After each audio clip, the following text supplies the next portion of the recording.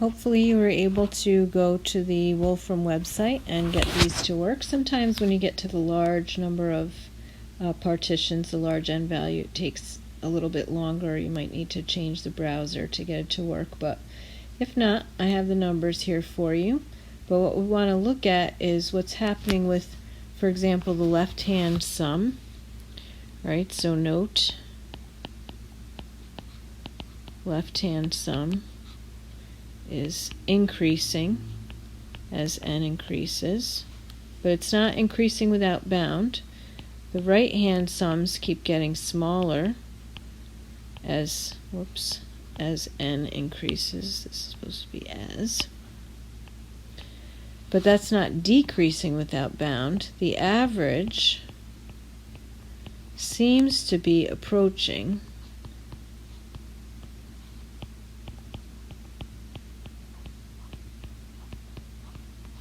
47.3 repeating is what it looks like. Right, so according to the website, the true area is in fact 47.3 repeating. And soon we'll see a way that we could actually get that for ourselves. But based on what's happening in the average column, so the left-hand sums are getting closer and closer to 47.3, right? So they're increasing toward 47.3. And the right-hand sums are decreasing toward 47.3 as the number of rectangles gets bigger and bigger. And the average just seems to be, it's coming down, approaching 47.3 as well. Okay, so what are the takeaways here? As the number of partitions, which is also the number of rectangles,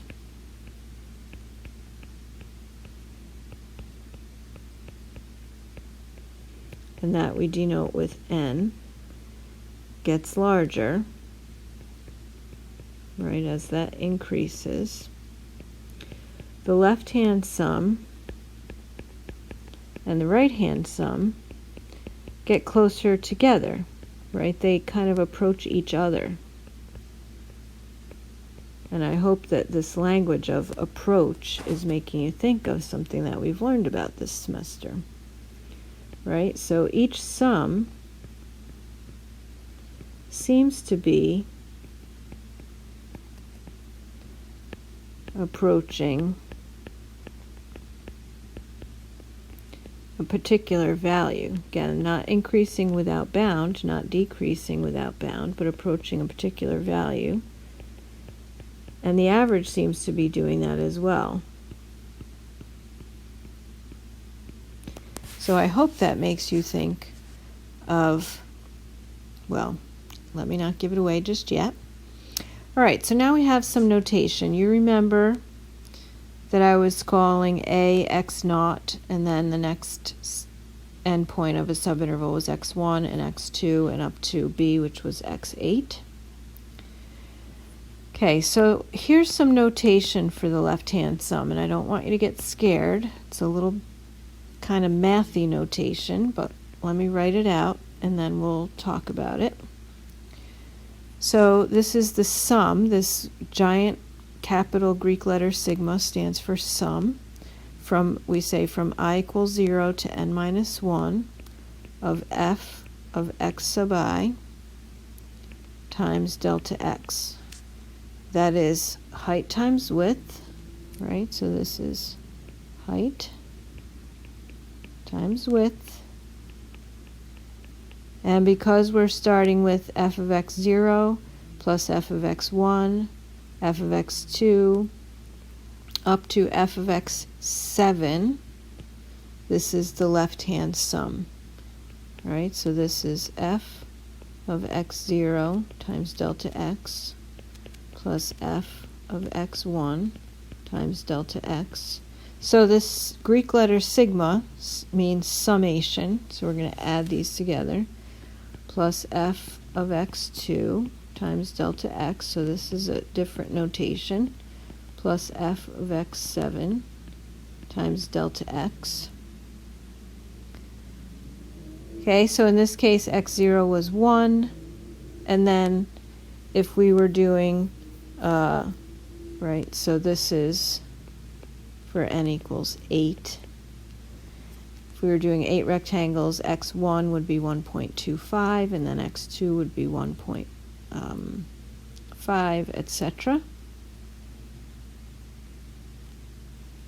And the right-hand sum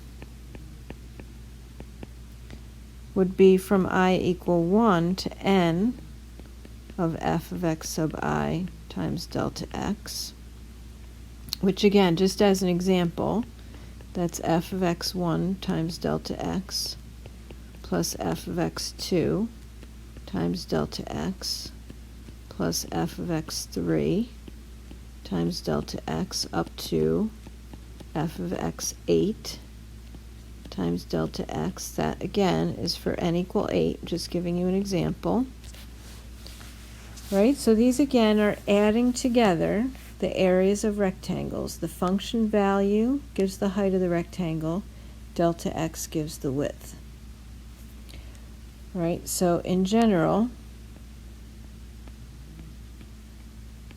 these summations, so when you start with your first I that we call the index of 0, and go up to n minus 1, not n equals 1.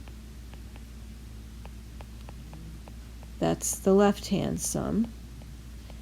And when you start with your first index I at 1 and go up to n, that would be the right-hand sum. These are called Riemann sums. They're named after a guy named Riemann.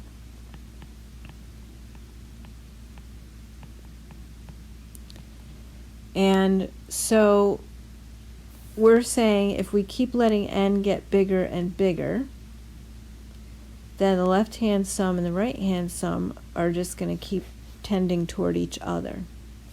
And I was starting to hint before that I hope that that language, as n gets bigger and bigger, increases without bound, makes you think about the idea of limit.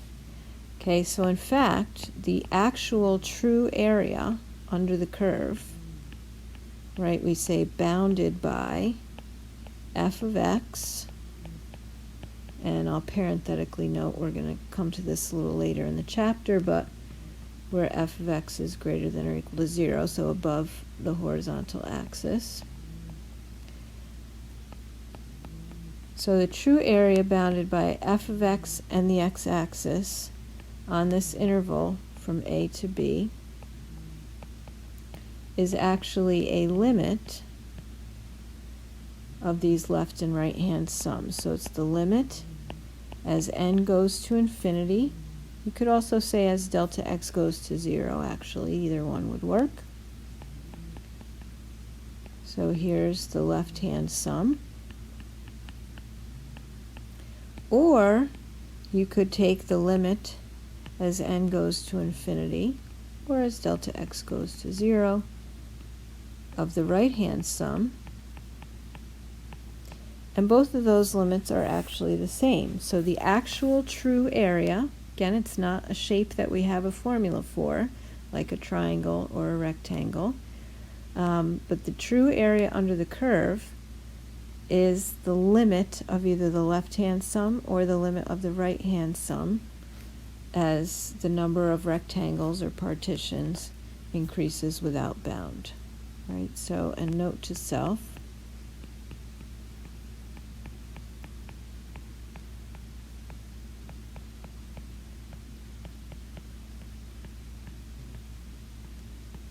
So when your n keeps getting bigger and bigger and bigger, these two limits actually are the same. And they give you the actual area under the curve.